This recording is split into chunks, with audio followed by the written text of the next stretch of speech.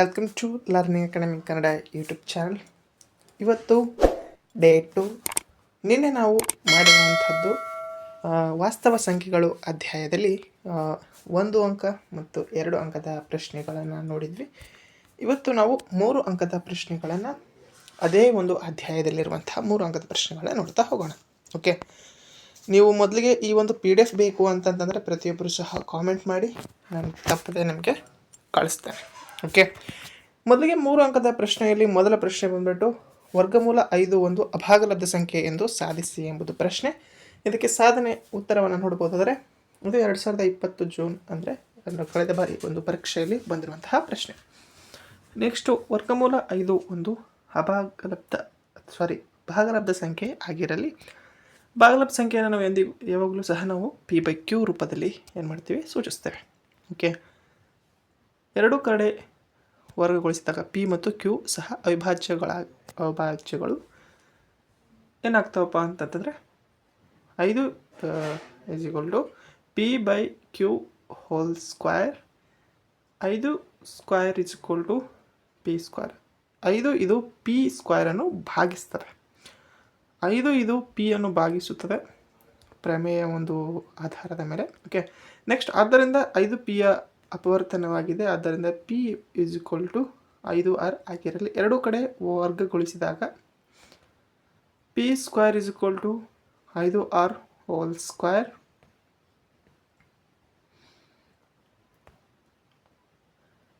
5 P square = 5R whole square, 5 Q square = 25R whole square. ಇಲ್ಲಿ 25 ಹೆಂಗಾಯಿತು ಅಂತಂತಂದರೆ 5 ಮತ್ತು 6 ಇದು ಹೋಲ್ ಸ್ಕ್ವೇರನ್ನು ಮಾಡಿದಾಗ ಈಗ ನಾವು ಇದನ್ನು 5ಕ್ಕೂ ಮತ್ತು ಅದರ ವರ್ಗವಾಗಿ ಮತ್ತು 6ರ ವರ್ಗವಾಗಿ ನಾವು ಗುಣಿಸಬೇಕು. ಅಂದರೆ 5ರ ಸ್ಕ್ವೇರ್ 25 ಹಾಗಾಗಿ 25R square. Q square = 5 R square, ಇದನ್ನು 5 ಎಂದು ಭಾಗಿಸ್ತದೆ. 5 ಇದು Q ಸ್ಕ್ವೇರನ್ನು ಏನು ಮಾಡ್ತದೆ, ಭಾಗಿಸ್ತದೆ. ನೆಕ್ಸ್ಟು 5 ಇದು Q ಅನ್ನು ಭಾಗಿಸುತ್ತದೆ ಪ್ರಮೇಯದೊಂದು ಇದರಿಂದ, ಆದ್ದರಿಂದ 5 Qನ ಅಪವರ್ತನ ಆಗಿದೆ. ಆದ್ದರಿಂದ 5 ಇದು P ಮತ್ತು Qನ ಸಾಮಾನ್ಯ ಅಪವರ್ತನ ಆಗಿದೆ. ಇದು ನಮ್ಮ ಊಹೆಗೆ ವಿರುದ್ಧವಾಗಿದೆ. ವರ್ಗಮೂಲ 5 ಒಂದು ಅಭಾಗಲಬ್ಧ ಸಂಖ್ಯೆ ಎಂದು ನಾವು ಸಾಧಿಸ್ಬೋದು.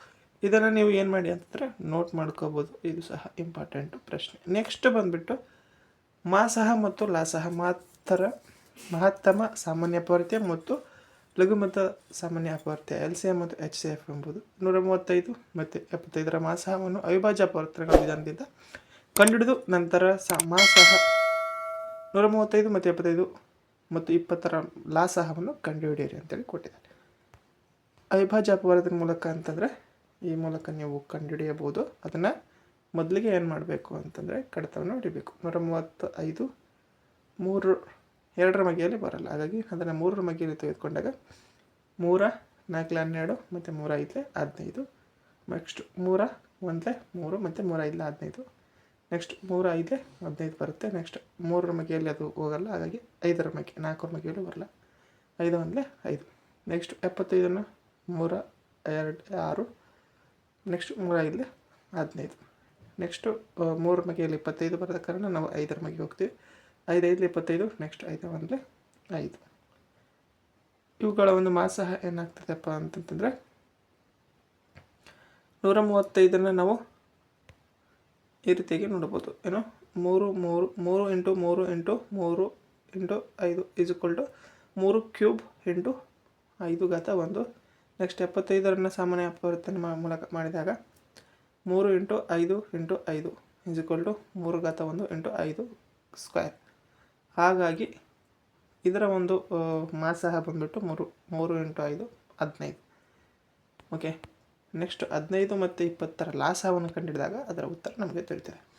15 ಮತ್ತು 20ರ ಲಾಸವನ್ನು ನೋಡಿದಾಗ ಇದನ್ನು ನಾವು ಏನು ಮಾಡಬೇಕಪ್ಪ ಅಂತಂದರೆ ಇವು ಎರಡು ಯಾವ ಮಗ್ಗಿಯಲ್ಲಿ ಬರ್ತವೆ ಅದು ಲಾಸಹ ಆಗ್ತದೆ. ಓಕೆ, ಸಿಂಪಲಾಗಿ ಯಾವ ರೀತಿ ಕಂಡುಹಿಡಿಬೋದಪ್ಪ ಅಂತಂತಂದರೆ 15 ಮತ್ತು 20ರ ಮಗ್ಗಿಯನ್ನು ಬರೆದಾಗ ಎರಡರ ಬಗೆಯಲ್ಲಿ ಬರುವಂಥ ಒಂದು ಸಂಖ್ಯೆ ಏನಿರುತ್ತೆ ಅದೇ ಇದರ ಲಾಸ ಆಗಿರ್ತದೆ. ಓಕೆ, ಅದನ್ನು ಅಪವರ್ತನ ಮೂಲಕವೂ ಸಹ ಕಂಡುಹಿಡಿದಾಗ ಎರಡರ ಬಗೆಯಲ್ಲಿ 15 ಬರಲ್ಲ. ಹಾಗಾಗಿ 2 5 10, 2 10 20. ನೆಕ್ಸ್ಟು 2 5 10. ನೆಕ್ಸ್ಟ್ 3 5 15, 5 ಬರುತ್ತೆ. 5 1 5. ಈಗ 2 × 2 × 3 × 5 ಇದನ್ನು ಗುಣಾಕಾರ ಮಾಡಿದಾಗ ಬರುವಂಥ ಚಿತ್ರನೇ 60. ಅದೇ ಇವುಗಳ ಲಾಸಹ. ನೆಕ್ಸ್ಟು ಮಾಸ 306 ಮತ್ತು 657 ಮತ್ತು ಇದು ಬಂದಿರುತ್ತಲ್ಲ ಮಾಸ, ಅವುಗಳನ್ನು ಮತ್ತು 12 ಇವುಗಳು ಸೇರಿ ಲಾಸವನ್ನು ಕಂಡುಹಿಡಿಯಬೇಕು.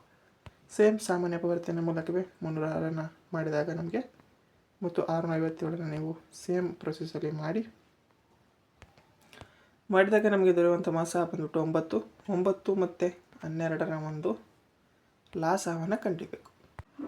9 ಮತ್ತು 12ರ ಒಂದು ಏನಪ್ಪ ಅಂತಂದರೆ ಲಾಸವನ್ನು ಕಂಡುಹಿಡಿದಾಗ 3 ಮಗಿಲಿ 3 3 9, 3 4 12, ನೆಕ್ಸ್ಟ್ 3 1 3, 4 ಬರುತ್ತೆ. 4 1 4. ಟೋಟಲಾಗಿ ಇದನ್ನು 3 × 3 × 4 ಮಾಡಿದಾಗ 3 3 9 9 4 36 ಇವುಗಳ ಲಾಸ.